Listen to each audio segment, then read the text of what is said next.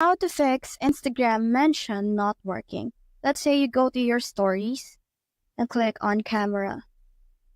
Now we just have to take a picture and then mention someone. Let's go to stickers and click on add mention. We'll be mentioning let's say Kim Kardashian right here.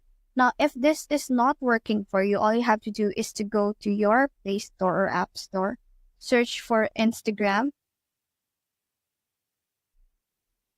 And once you're on your Instagram, all you have to do is to make sure that this button says open. If this says update, you just have to update your Instagram to its latest model. If that still doesn't work, all you have to do is to go to your settings, search for apps, and click on apps again. Now you just have to scroll down and search for Instagram.